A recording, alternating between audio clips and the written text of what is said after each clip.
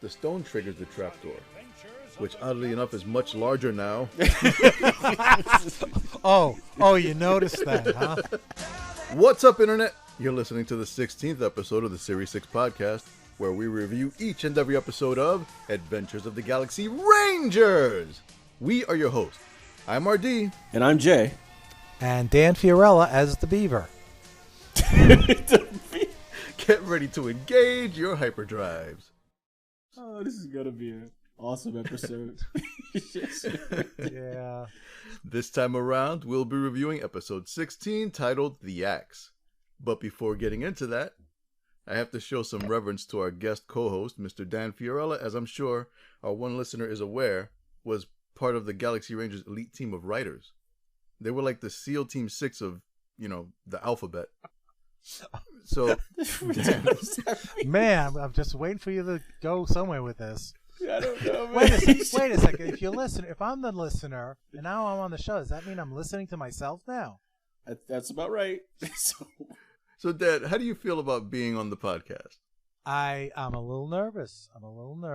I feel like I'm going to be found out. My lack of sci-fi cred is going to be exposed. I am not a big sci-fi guy. Frankly, my favorite sci-fi movie is Abbott Costello Go to Mars. And it's a classic.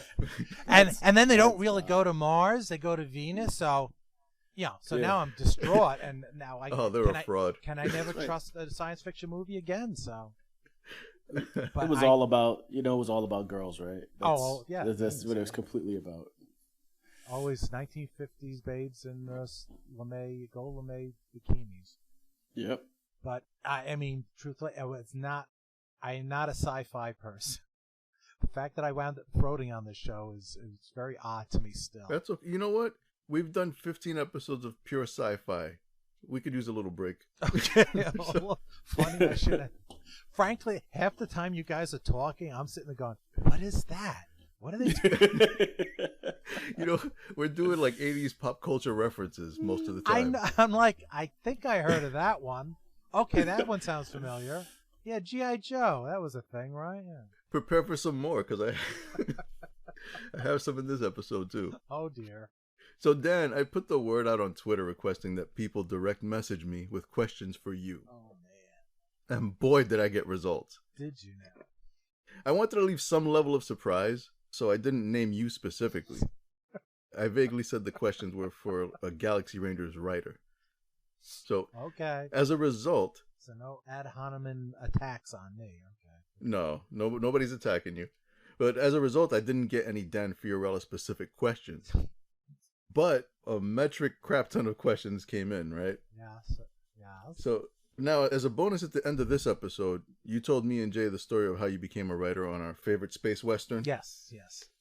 So with that in mind, and in the interest of keeping the podcast from being overly long, I'll skip the questions that ask about that. Okay. But before we start the interview proper, there's the small matter of the prize that I offered listeners in order to entice them into sending in questions. Oh dear! Wait, what? Wait. No, well, it's you are under no obligation. Uh-oh. I, however, offered them a chance to win an original piece of RD Blade artwork. Okay. So here's a list of people that sent in questions, and as a result, have a chance to win that stick figure I drew. Excellent. And number 1 pencil. Not even number 2. That doesn't exist. It's a 1 pencil. It's like. So it's 5 people. Galanyu from Team España. Nocturna Books, who gave us our first feedback. Ooh. Rabbi Bob, Series 6 podcast biggest enabler. Okay. Maria, Rangers superfan, also from Team España, and dual mirrored grid work. What? Also known as DMG. Okay. Thank goodness. Okay. Now, he and I know each other because we've both been listeners of the Transmissions podcast for many years. Oh, okay. And he recently got into Galaxy Rangers and just discovered our podcast by accident.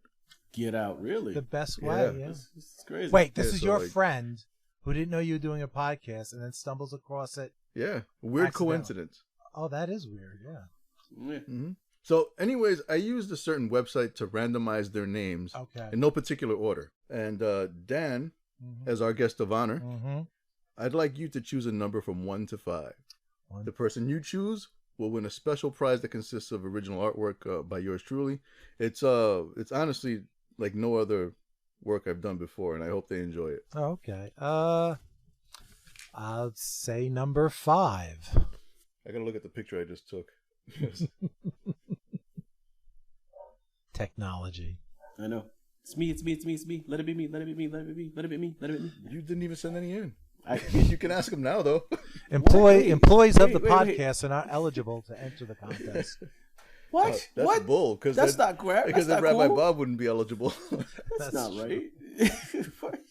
Well, it better not be him, man. It better not be. No offense, Rabbi Bob, but come on. Like, it actually is. Oh, come on. That's great. That's bad. Great. That's all right. We love you, Rabbi Bob. You know what? I actually owed him a disc because he damaged one of his volume 1 discs. Oh, did he? Yeah, and I promised him I'd make a copy of one and mail it to him, and I never did. So like, then the other day I see on Twitter he posted a picture that he just got it off eBay and stuff. I'm like, whoops. Oh boy. Wait, Congratulations. Congratulations, Rabbi Robert. Why did he get it off eBay? It's cheaper to buy the whole set. Actually, I think he might have done that. He might have gotten the whole set. And now he has like a set that's short 1 disc, and he's looking to pawn it off on some fool. Somebody who had the other ones that are missing. All right. So first off, Dan, I'd like to know what you've been up to lately. Do you have anything you're working on, or that you like to talk about? Yeah, I as I say, keeping alive the writing dream. I've awesome. been I'm freelancing. I do comedy, so I do various things wherever it leads me, looking for the funny. There's something I saw of yours, the Hollywood Minute. Hollywood Minute, yes. That's one thing I've been dealing with. This is a group in L.A., TIM Hollywood. And what they do is, their gimmick is they put on a fresh show, every week. They'll do for like a 5-week stretch, take a break. Where they have like this really a remarkable cast of actors they bring in. They get to bring in some guest stars, some people you'll know from TV or TV stand-up or whatever. They've even got musicals. They kind of run it like a little, dare I say, Saturday Night Live. And I've been submitting skits to them. They use them, and what they're also doing is then they put out a video once a week.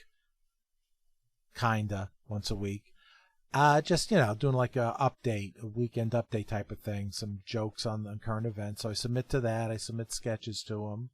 What else? There's a website, the Big Jewel. I contribute to them on occasion.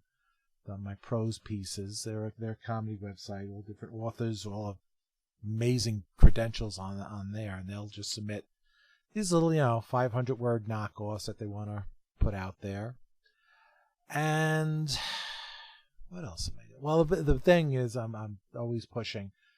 I've written some books, so I'm between everything else and the day job, I've taken some of the things I've written over the years and novelized them, and those are out there on Amazon. One started with a film script. It's a Christmas noir story where this sort of down on his luck private eye gets hired to find Santa Claus who's missing. That's called Lost Claus.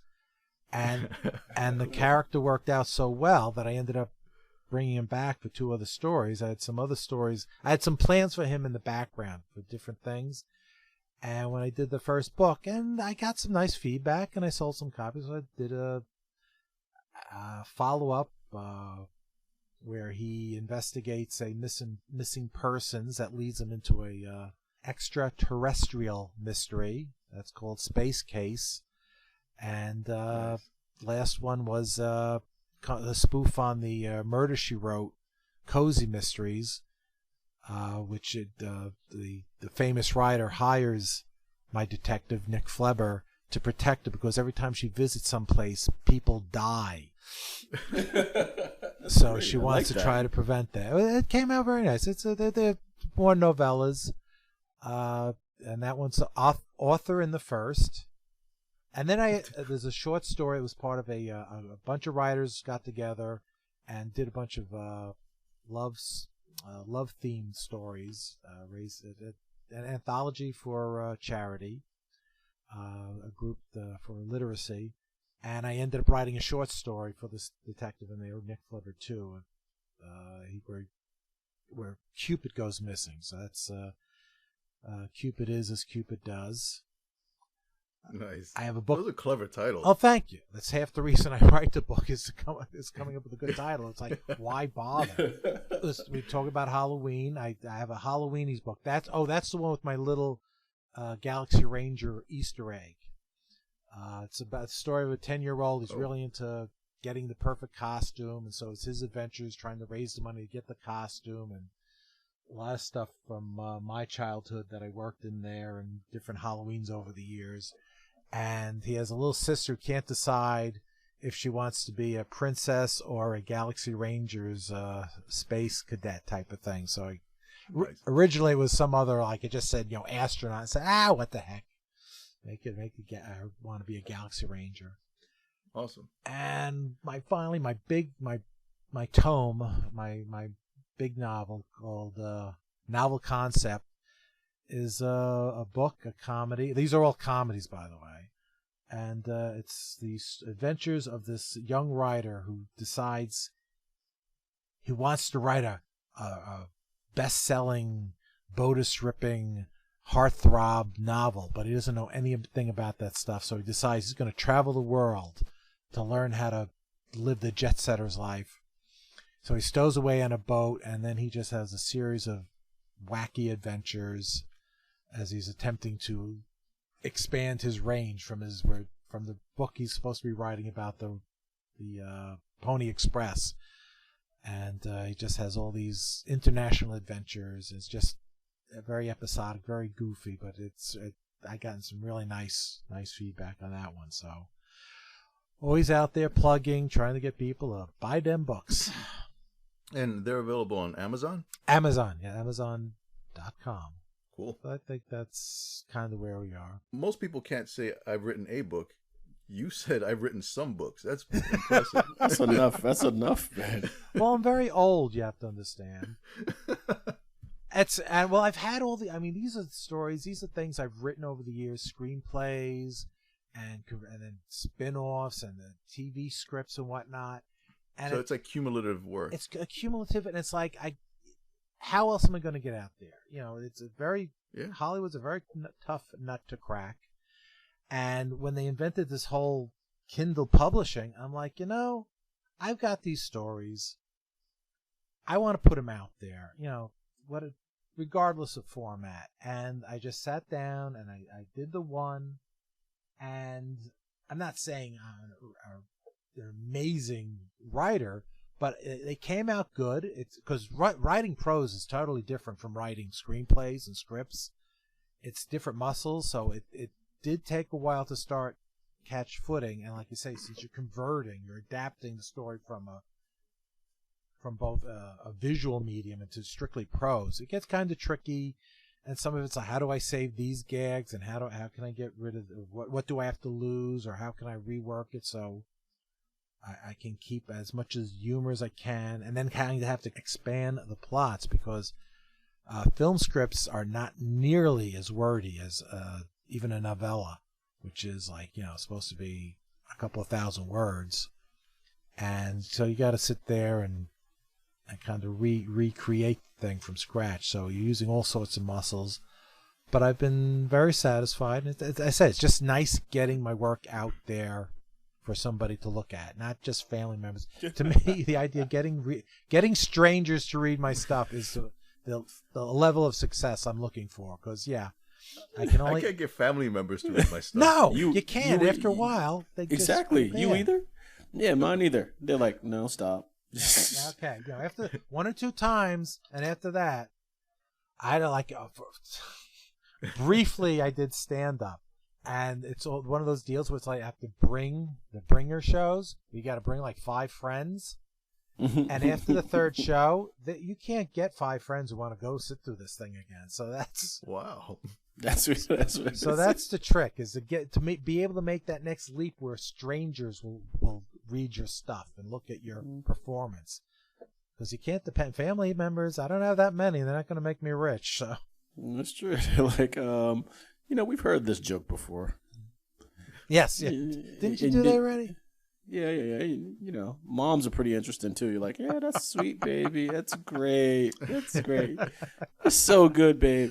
That's cute. That was very cute. Yeah, that's very nice, though. It's supposed to be gritty. What are you talking about? Oh. So yeah, that's what you keep doing. Keep acting like I say. You just keep following things, and you wind up working on Galaxy Rangers. You wind up working on Cracked Magazine. You wind up working on some right-wing conservative website for. What? Yeah, I did. What does that mean, dude? If I'm not mistaken, you're a lefty just like me. I am. But it was like one of those Craigslist things. Need a comedy writer for a conservative website. And I'm like, you know what? This is like a test. Can I do this? And they did. It was the same thing, like an update. They tried to make fun of the news. That's funny by itself. And I did it for a number of years. I was able to do it. Well, you look for the funny, you look for the current events, and frankly, it was a little easier. Well, I'm going to say other writers seem to have better. I won't say. Let's just say other writers like wah wah wah Obama, ha ha ha ha ha. That was their punchline.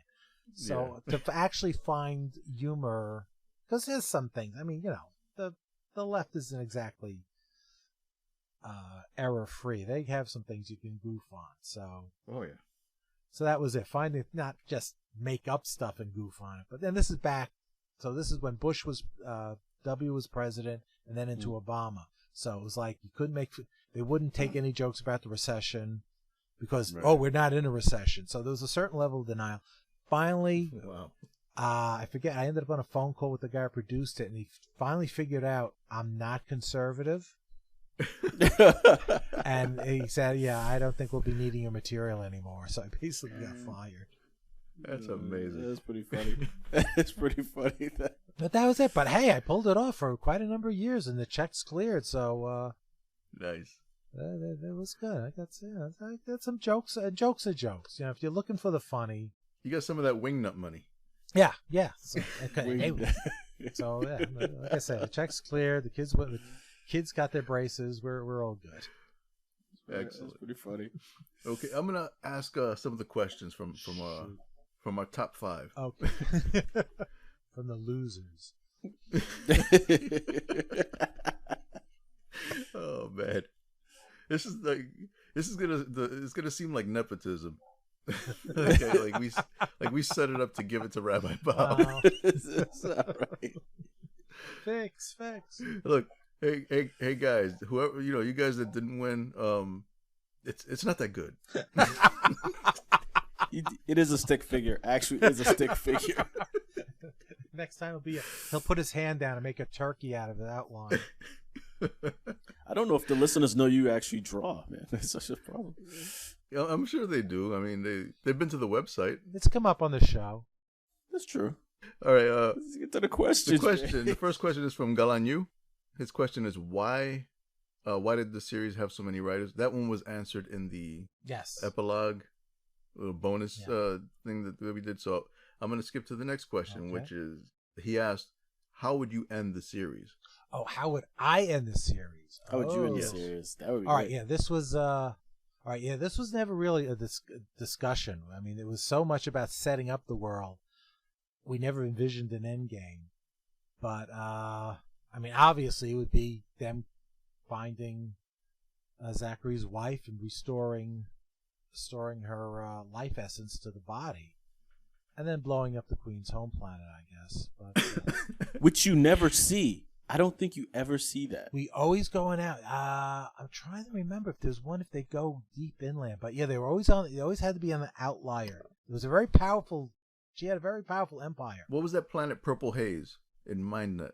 Oh, Wasn't that a ship? They were on like a purple rocky planet where Kilbane like demonstrates his powers on on some column. That's right. Okay. Then she does Force Lightning. The Queen's a Dark Jedi. Oh my God, I never saw that before. that was.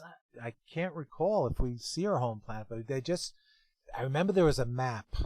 You draw in a map, and the Queen's planet was just centered in it. They just had like tentacles reaching out towards Earth, like so. The Empire was very strong and very vast, and she was in the middle of it. So I don't know how. I can't remember how close we got to the home planet. But that sounds like that would have been a big, series-ending epic 2-hour movie. There we go. Yeah, there we go. That would have been cool. Okay, so next question from him was: Did anybody consider what would be the result of combining Nico and Guzman's genes? Like, wouldn't it create a new type of Super Trooper? Combining how, in a Petri dish? I think it might be a roundabout way of asking a shipping question.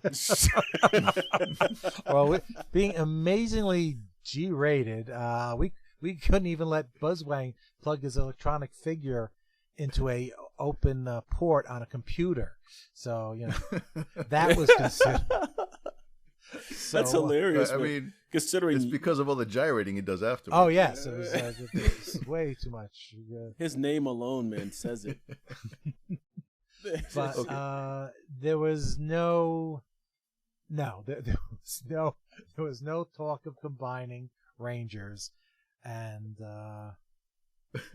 outside of the occasional, oh Goose, there was not a lot of goosing going on. I'm sure there was a lot of goosing going on. His next question is from Nocturna Books. Nocturna Books would like to know what you can tell us about the background of the Queen of the Crown. Like, we know so little about her. We'd like to know how old she is and where was she born, etc. Ooh, okay. There was a Bible of the series, but I don't recall him getting deep into anything prior. The Queen was the Empress. The Queen. She had a vast empire. As I said, there was a map which showed it stretching out. She had this power source with the crystals. But as for details and origins and all, I don't remember us bringing it up. It didn't come up. Back then, origins weren't that big. A villain. Oh, villain. We got a villain. And just coming up with the name villain and bringing him back, they just needed the ultimate villain, a MacGuffin, to have the Rangers fight against. There was not a lot of discussion on background. Okay. And her minions, are they robots? The Slaver Lords. I mean the Crown Troopers. Oh, I thought those were the... Oh, I didn't study for this exam. I think they were more like, for some reason I want to say they're more like stormtroopers. Okay. Just because, she's got to have some human followers or humanoid followers.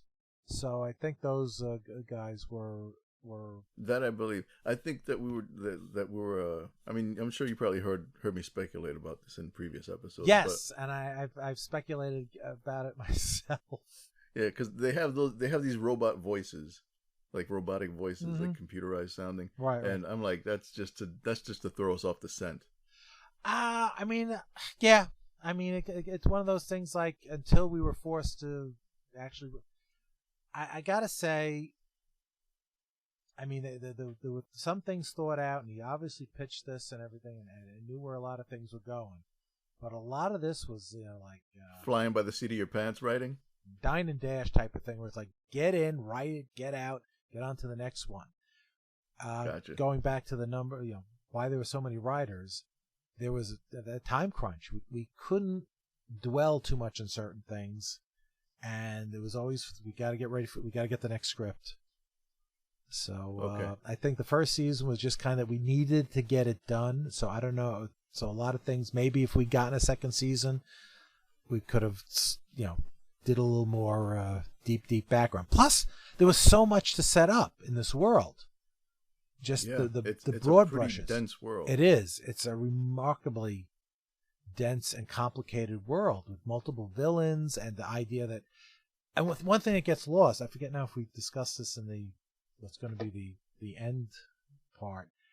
The Earthlings, the whole premise was the Earthlings were still new at space travel, deep space travel. And so there was always the idea that this is, the first time they're doing a lot of stuff. So we were learning as they as us were learning as we went along. So Okay. it was just but in the first season was just get them into adventurous situations and get them out, and then reset for the next show. So everybody's supposed to be like a rookie, right? Yes, exactly. Here's a couple of questions from Maria. She wants to know how an episode is made. You did answer that in the bonus right. We material. did touch on because it was a little different than normal. She has like specific script type questions. She wants to know if the script is written and then the characters are chosen, or is a script written specifically for characters? Yes, we were handed, I think I mentioned this, there was as part of that Bible I keep talking about, he had a series of, I forget if he had all 64, but he had log lines, like a brief description. This is what this episode should be about. And we could go through it and pick one that interests us and go off and write it. Okay. But it was, if he mentioned who was in it, sometimes he didn't. He would just say, there's a planet that has starstones on it. That was our big MacGuffin, the starstones. Yep. And then it was on the writer. We would choose what characters we wanted to cast in it. That's why me and my sometimes writing partner, John Rollins, we would cast offbeat. Everybody wanted to do Zach. Everybody wanted to do Goose. What? Everybody wanted to do Zach? What? Well, he was the leader. Eyebrows? Come on. Yes. Blow things up, man. He's a space cop with a bionic arm that shoots lasers. Yeah, so him and Goose, they were the alpha males. So we would tend to take some of the lesser things. That's why our episodes tend to feature Buzzwang. Mm-hmm. Not because of the name. No, it was an innocent time. It was only the 80s. Right. So we would, to the point where we minor characters would get. My friend John wrote a whole episode that introduced you to more of Waldo's people. Okay. The Kiwi kids, oh my God, he did that. Yeah, I remember that one. They get slightly introduced, and he's like, he took them and he ran with it. Or any of the kid characters. We thought our way of getting some recognition was to deal with some of the characters that other people weren't dealing with. So, and because both of us tended to write a little more comedically, mm-hmm. we were going to take the characters who we thought could actually deliver a line. Doc's a natural. Oh my goodness, yes. All day. Nico is a good straight, and to us, Nico and Doc working together was like a nice team. I liked their the chemistry together. We ended up using them a couple of times. Yeah, I actually liked them in this episode. They were a good team. They were. Yeah, I did that. So, and it was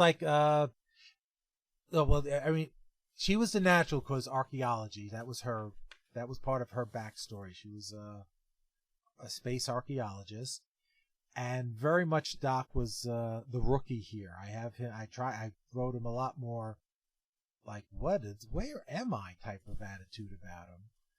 But he was kind of snapping off the one-liners and making little snarky remarks. Yep. So he was a fun character to work with. That's why I love those episodes that did go with the characters that weren't like Goose and Eyebrows. Anyways, it's just because I think it actually added some depth to the actual series that way too. Yeah, it kind of rounded the show out. Oh, absolutely. Like I say, we had 64 episodes. You had that many characters. You'd be crazy not to use them. Yeah. It would be silly. And he did give us a lot of range. onto the tones we could do. So there's some very serious sci-fi things, very dramatic stuff. I feel like I was kept writing the comic relief episodes. Yeah, he would. So he handed out. We kind of casted it. We would write it, hand it in, submit it, and get some note backs on it. And the Axe had a lot of notes. This was my first script for them. So this is me figuring it out, them trying to figure out what I can do. This went in for a lot of rewrites before I started to get a handle on this thing. And yes, and then we get the notes. They would, I think we mentioned this but as part of the episode was they would then make the animation, ship it over to Japan, and then they would voice it afterwards. So the voice actors were actually trying to sync up with the lips. It's more like they were doing Foley work and post-production dubbing. That's cool. So that was a little that he acknowledged. I remember saying that seems weird. He goes, "No, yeah, that's a little backwards." But again, they had to get the stuff. It was quicker for them to draw the drawing would take up the most time. So it's like let them start drawing it. We can stick in the voices later. So as I said, was dialogue changed as a result of the way it was animated? Not that I recall. I mean, things got rewritten. Okay.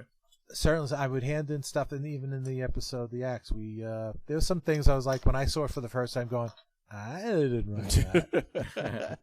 But it wasn't just a matter of, a different line he's reading. There was actual action to go with it. So, okay. It was rewritten, animated, and as far as I know, I never had a situation where you changed dialogue after, the episode was produced. Okay. Or drawn, as it were. Here's one more from Maria. She says, besides marketing, what do you think went wrong in the U.S. that kept the show from being a resounding success? Like in Germany, home video was pretty successful. Then the UK, the comics, and in France, the figures and toys were pretty successful. It was we got hammered in the ratings. It was just there was a lot of things that year. All of them were attached to some sort of merchandise. Right. And we were coming out of left field, not a big studio. We didn't have anything in the stores like the market. There was some attempts to market later on, but as it was kind of before it was officially canceled. Yeah, it's hard to say. I mean, it comes down to ratings. It's just not enough people watching it. I'm trying to remember because in New York, it was on in mornings. So I don't even know. I said when kids are getting ready for school. Yeah, I mean, like there was a lot of stuff, a lot of cartoons and stuff that was out during that time, and there were few channels. There weren't that many. Yeah, well, that's it. There's always something hotter or sexier coming along. Was that the year Ghostbusters was out?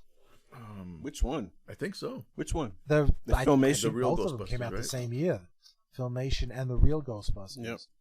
I think they both came out that year. It was just like, and those just like sucked the air out of the room. Well, I know that here in the Northeast, or well, at least in Massachusetts, they launched Ghostbusters and Galaxy Rangers the same time. So they were showing this new lineup they were doing, and Ghostbusters was one of the new lineups with Galaxy Rangers.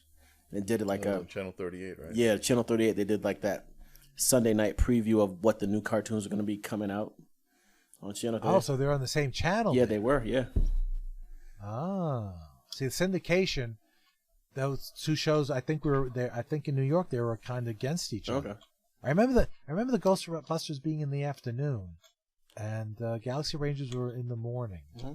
But yeah, like I said, he might not even had enough coverage. I thought I remember them saying that they had, because when you're syndicated, you got to make sure you're in enough markets across the country. And if he was a little shy of full coverage, didn't matter what the ratings were, you still were missing major markets. So some cities may not have seen it at all. So that I can't speak to. And it's not like everything was written and we were just waiting. And one day we just got a call because he even prepped a couple of scripts in case there was a season 2. There was a couple of scripts written that he had sitting in the vault if we got to go ahead, so he could start 2 quicker and not be under that same time crunch he had. But I don't think you can point to one thing. It just it was sort of an orphan child. Everyone else had big corporate backing, and this was the little guy. This is the indie. This is the guy coming out. This is the David coming out there, and there are just too many Goliaths. Yeah, but there was nothing else like it. It wasn't. Oh, no. And I think it wasn't able to find its audience until it was already gone. I think that's the case, because it was still always out there. Because I remember seeing ads for, back when the VHS home video, I remember seeing ads for like best of, and so there was always some sort of home video market that was kicking around. Never the whole thing, just like certain episodes. Mm. And then finally they came out with the DVD sets, the 2 box sets with all extras and stuff. So that was like a real I think at that point, that's acknowledgement that they realized there was a market out there for a good DVD collection, because there must have been enough interest. They wouldn't have done it if there wasn't any interest or any chance of getting their money back. So Jay actually let me know that the DVDs existed. I think you sent me the DVD set. I did. It was one of your wedding gift. It was a wedding gift. Oh, I'm sure she loved that. She did. Well, she got one of something too. She did. I got them both. She got a pink Xbox controller. Yep. There you go. She loved that. You know what's really interesting is my wife was totally against it. She was like, I believe what? You. She was like, what? She's like, that's not a gift. I was like, babe, trust me, I'm doing this. I find that hard to believe that the wife would not be on that. Hey, this is one situation where you were right, Jay. I know, man. I knew I was right. Exactly. I'm always right until I'm wrong. There's no way to tell until after it's exactly. Hey, apologize later. Okay, so here's a couple of questions from. He asked a lot of questions. DMG. Mm-hmm. So I'm just gonna give you a couple of them because we want to get to the episode. We don't want to be here all night. We would. Okay, so he asked about the AI, GB. Is this going to be one of those get a life situations here? The William Shatner. It sounds awesome. Well, in episode 53, you had DMG is known. He's famous on the Transmissions podcast for doing deep dives. When he has a passion for something, he goes all in.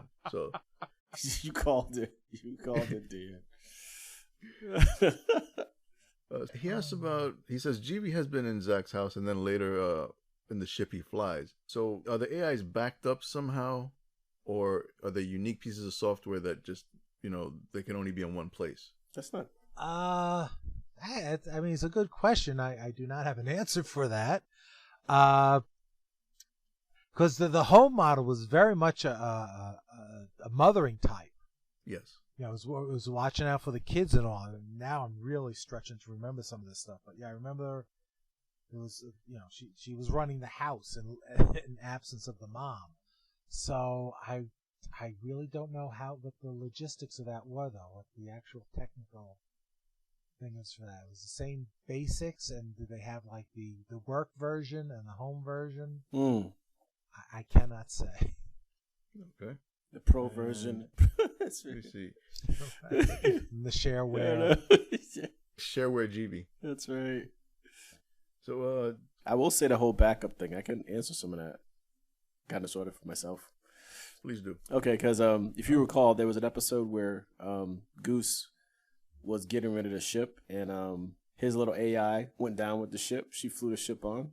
Alma, and he was like, yeah, he got her back, right? Remember that? Oh, he said, right. He said, he's like, I'll see you sometime. He's like, okay. She was like, okay, see you.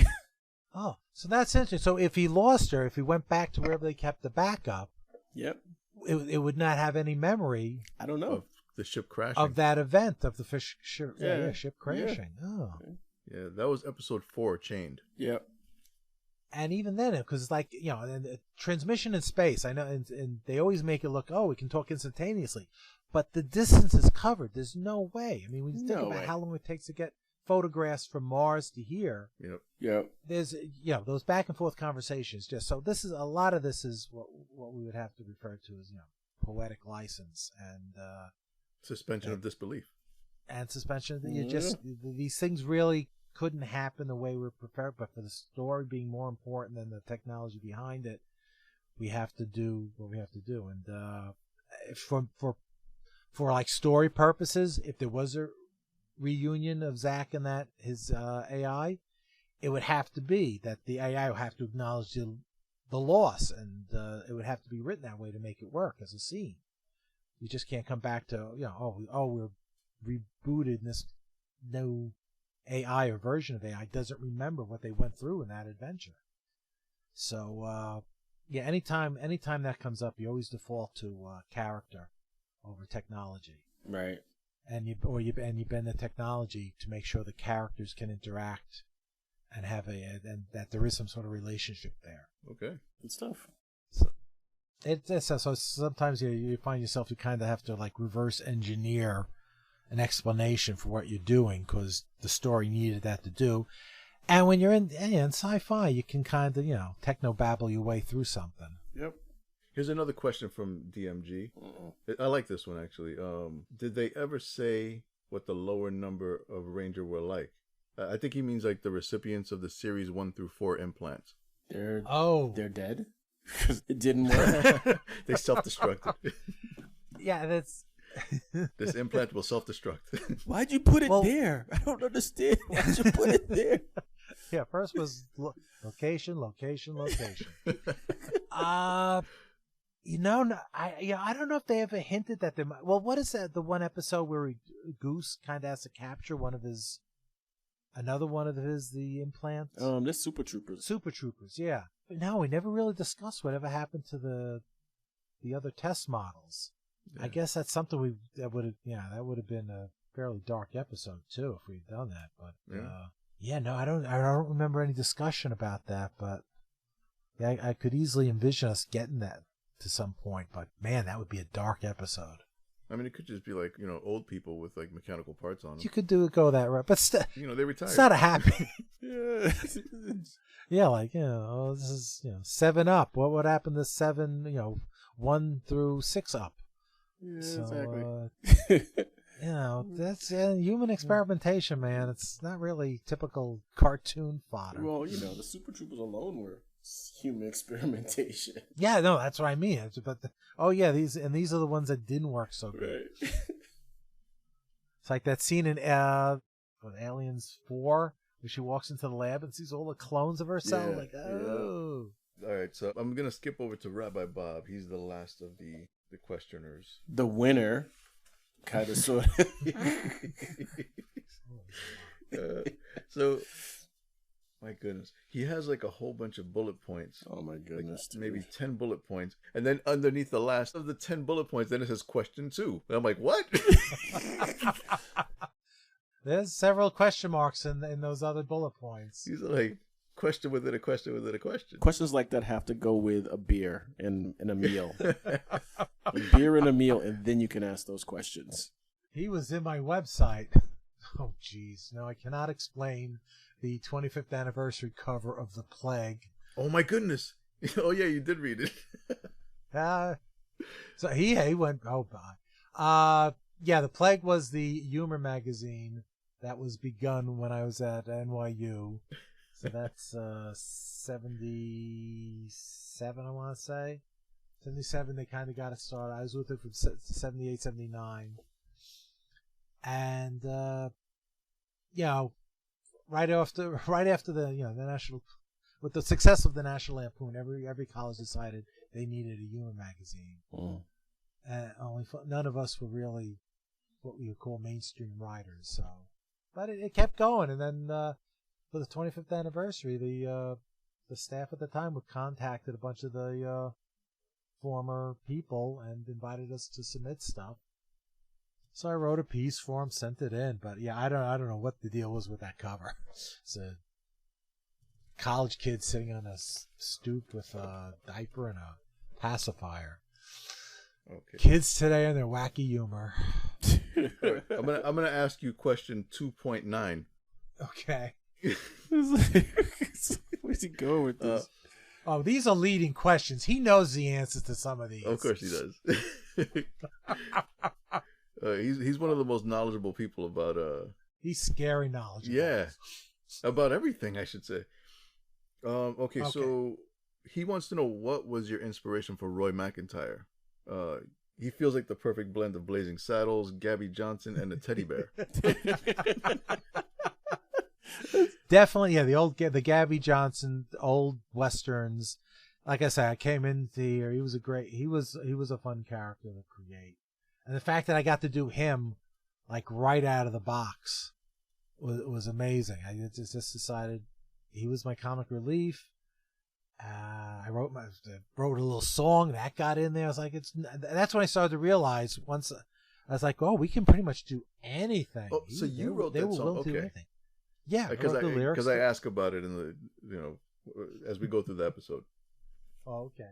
Yeah, no, I wrote that. He was a typical, stereotypical Old West prospector. He reminds me of the prospector that locked the Brady Bunch up in there. In that family. Yeah, Yeah. I was thinking Stinky Pete from also Toy Stinky Story. Pete. Toy Story. Well, we already used Stinky Stinky Pete in the Pete previous episode. He ripped us off because we did. He did. That's true. okay. That's true.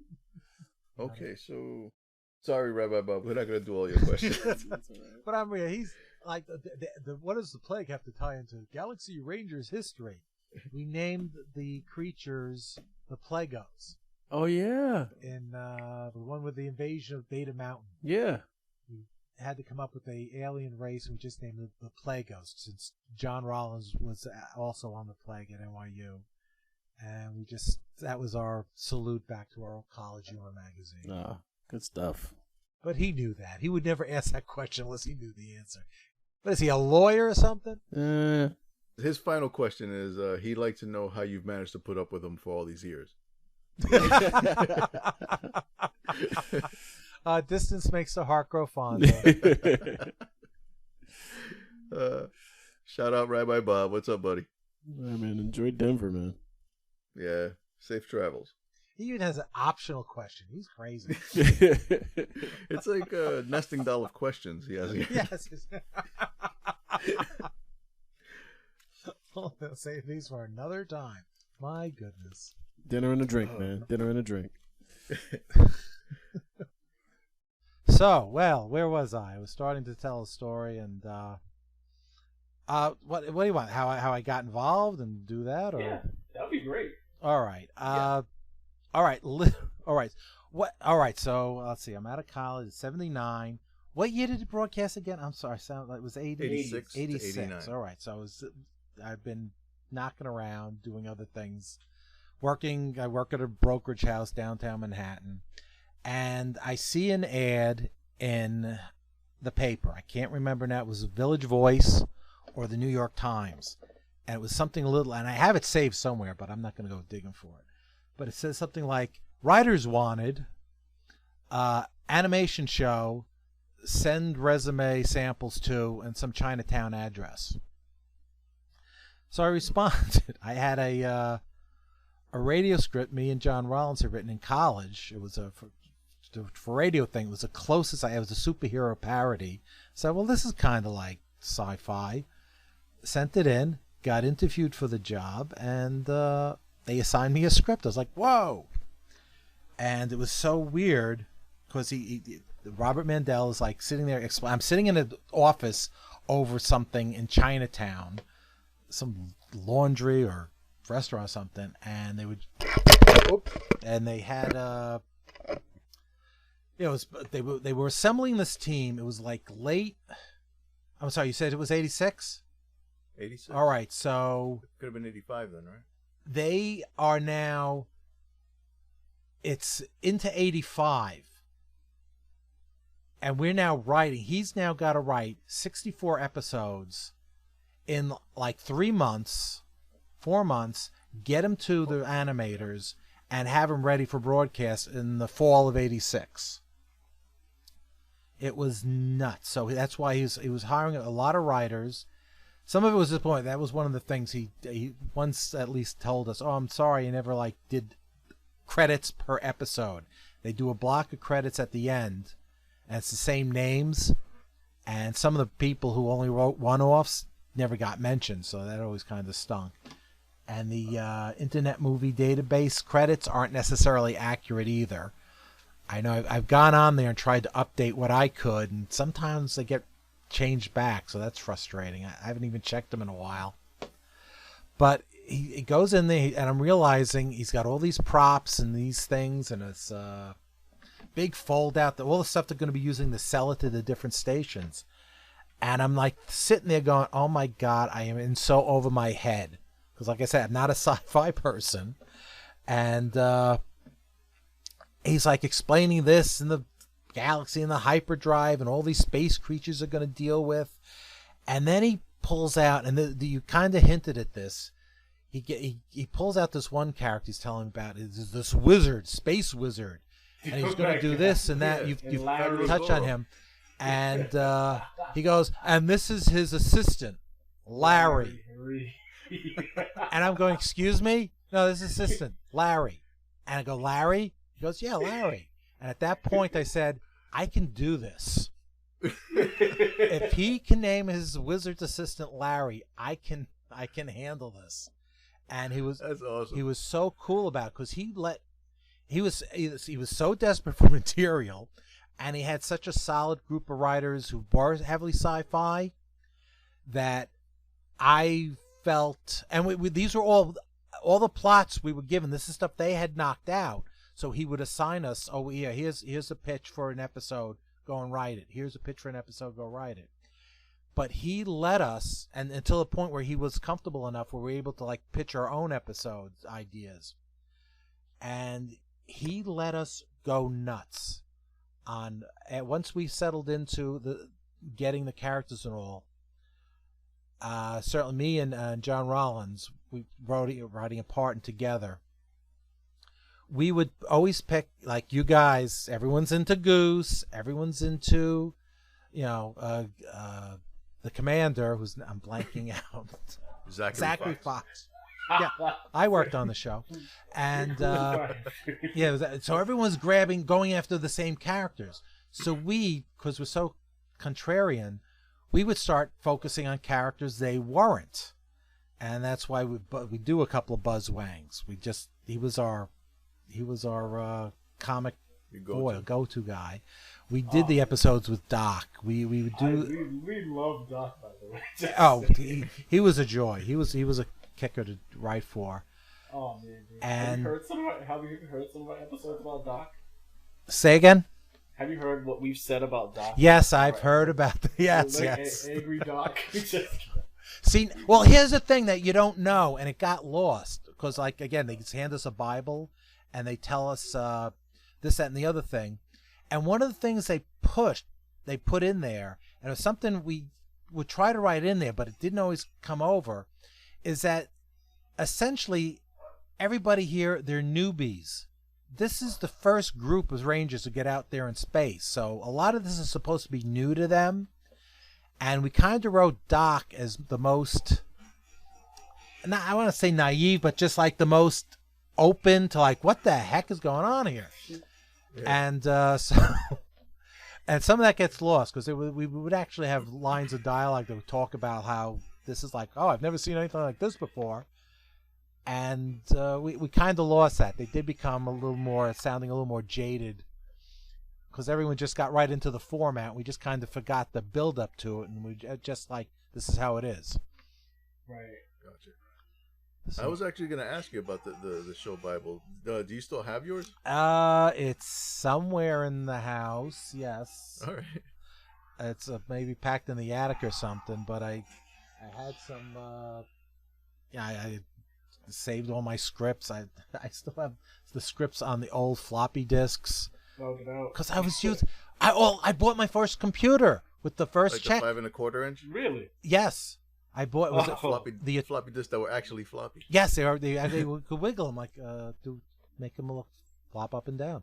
And with my first check, I ran out because I was typing the first script. I was literally cutting and pasting scripts together. And with my first check from them, I went out and bought an Atari writer, this word processor for the Atari build. Plugged it into the back of the portable TV I kept in the bedroom, and that's how. And I had to like develop my own template for script writing because that was never built to do that. Right. And that's how. That's how. Dude, I can tell you well. I wrote. Was it Adam? Yeah, it was a ColecoVision Atom. I had a ColecoVision Atom that I was writing stuff for us on back in high school. Because I could, computers were expensive. I was like, no way. Oh, what's that bass? I wrote stories for some of my other friends in high school. It was actually a lot of fun. Actually. Oh. You used to print them up. It would take like 10 minutes per page. I know. Dot matrix printer right, I had. It would shake my dresser because it was on one of my dressers. So and I couldn't do it at at night. I would write it at night, but I couldn't print it until like everybody was awake in the house because it was so loud. It was loud and took forever. Yeah, my mom would kill me if I ran in the middle of the night. So.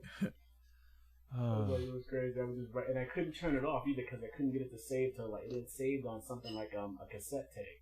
Oh yes. I was lucky. Right? I got the floppies, a separate floppy drive. Right. But I saw you could buy it with the cassette tape, which that was like, why would I couldn't think of doing that, but I couldn't save anything, so I would wait until I would leave it on all night long. Oh jeez. Until everyone woke up, and then I would print once everybody was up and around. It was hilarious. Oh god. Yeah, that's the same thing because I was in the bedroom, so if I didn't finish by a certain time, at least I could save it. I have to pull up the next day and print it out. This wasn't even dot matrix. This was some sort of weird daisy wheel.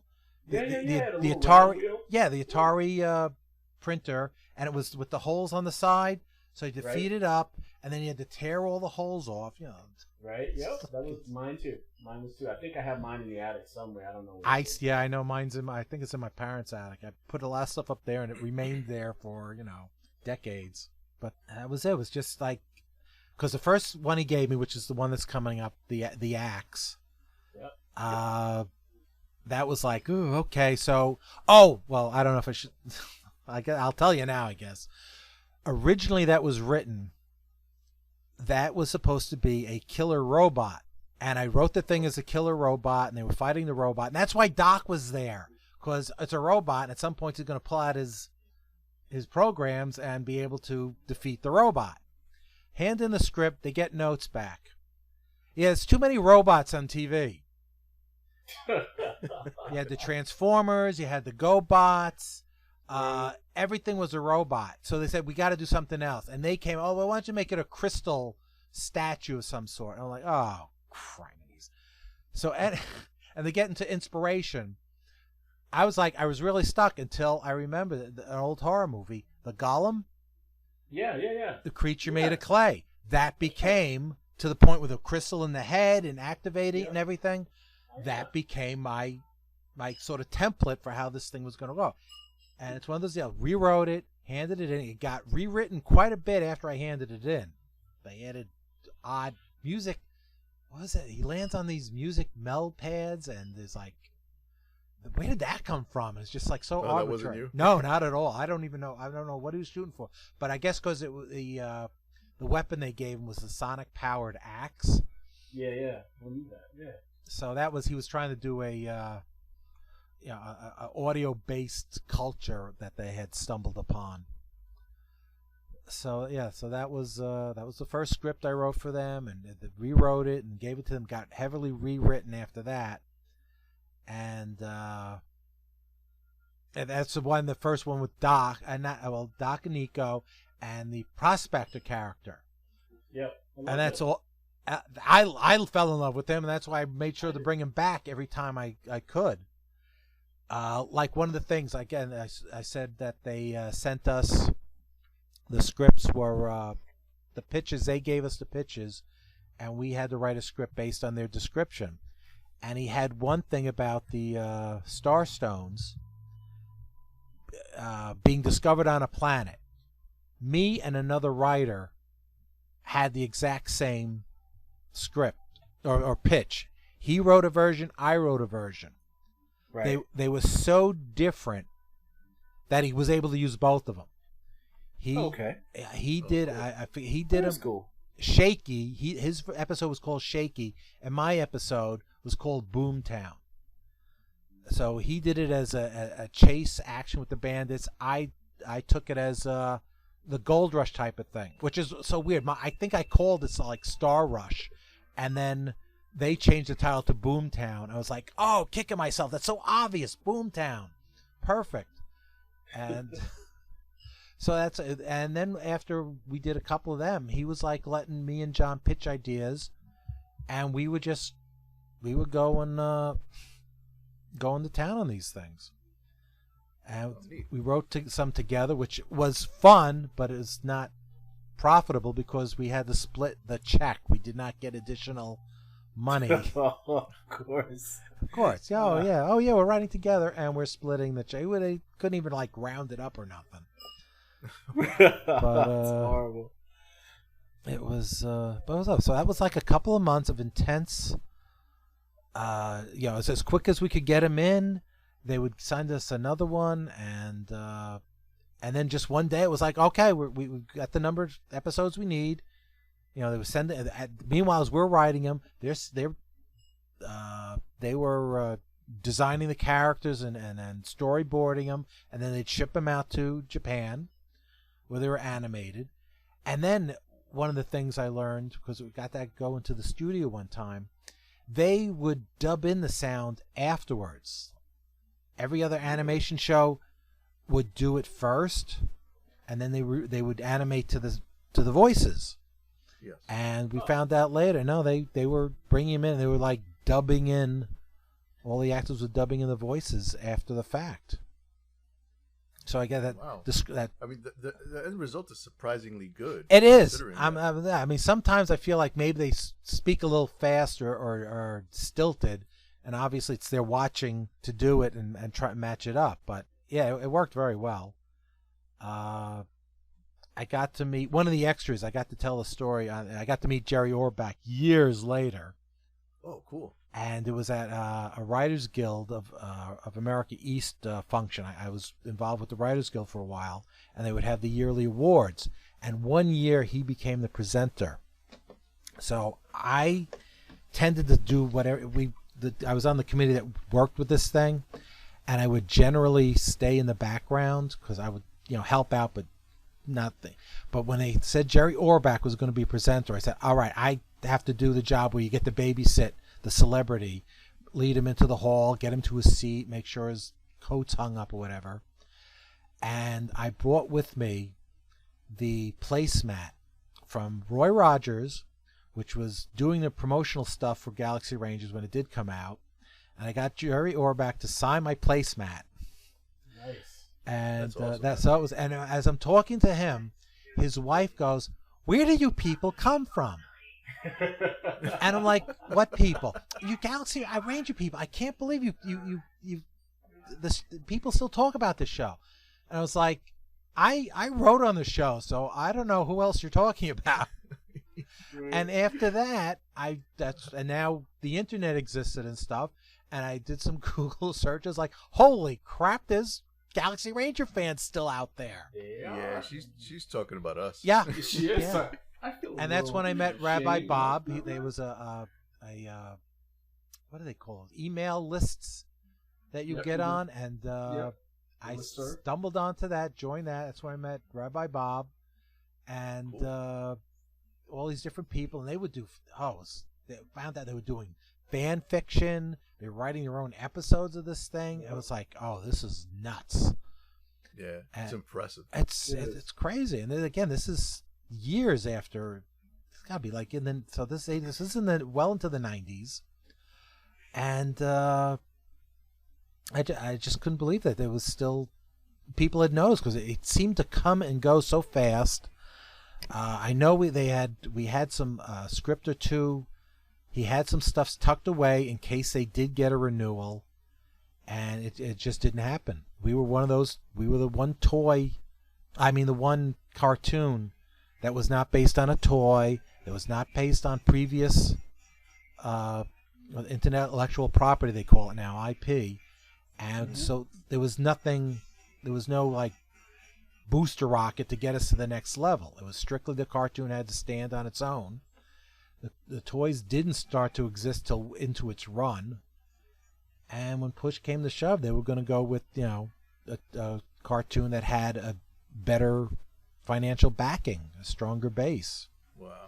So Had they known? Had they known? I mean, I heard that they had put the powers that be put Galaxy Rangers up against Thundercats. see, I don't remember. 'Cause, well, this was a syndicated show, so at different cities we put it on at different times. So you know, I don't know what if they did it in Boston one way. In New York, it was on in the morning, and like at 8 a.m. So I don't even know if that's a good time. Kids are getting ready for school. I'm not, and it wasn't for. It was never meant for little kids, but it was. I guess you would call it like a family, because we were doing stuff for older people. 8 a.m. Everybody's already in school. So Yeah, like, I don't so know who they were shooting for. but again, with all the content that would come out every year, they have to squeeze it in. I'm trying to remember if they did it like a second run in the afternoon after school. I can't remember now. I know in Boston it was on 2 separate channels, whereas when I had cable, it would be on PIX, was it? Yeah, New York was on PIX, Channel Right. 11. So and Thundercats was on the same channel too. Oh, so then it would have been, if it was on the same channel, then they wouldn't be up against one another. That might have been a block. It was also on 38, right? It was only Boston. It was on 38, but it was on different channels here in Boston. Oh, so it was both on a UHF channel and a VFX channel. Yes. Ah. Yeah. Well, that was it. They would sell it from city to city, whatever station wanted to pick it up. But I do know they were happy because they did get coverage for most of the country, and so they thought they had a shot at it. But like you said, what was it? I forget what the big show. I think Ghostbusters came out the same year. Which one? The real Ghostbusters, although they both came out the same time. Yeah. They both came out, but one was the original Ghostbusters, which was based on the old Larry Storch, Forrest Tucker Saturday morning show. Yep. And then the movie version, and that, of course, that was huge, that movie. So, but they had to call it the real Ghostbusters because there was copyright on the old show that was called Ghostbusters. Yeah, by Filmation, I know. Yes, Filmation. Yes. Yep. Did you know that, man? That it was based on some old show that was on TV? Yeah, you actually mentioned it in a previous episode. Oh, did I? Yeah. Oh, I wow. think I I remember pay coming attention, up. Jay. Oh my goodness, dude! I thought I was just spouting No. animation knowledge for nothing. And he's and he has to listen to it multiple times on the edit, I'm sure. So Yes, it's amazing how much you retain when you're editing. I'm sure. All right, guys, I gotta take care of some stuff here. So It was nice chatting with you. oh yes, Appreciate it. thank you for listening to my old war stories. It's just, Of course. I think this might make for like a separate add-on podcast. all right, you can make this work. Yeah, by all means, whatever you can do with it. Okay, listener, this has been the interview half, part 1 of the 2-part Dan Fiorella supersized special episode. Stay tuned for part 2, where we review episode 16, The Axe, and Dan's first foray into the world of Galaxy Rangers. Dare I say, funniest episode ever? I dare.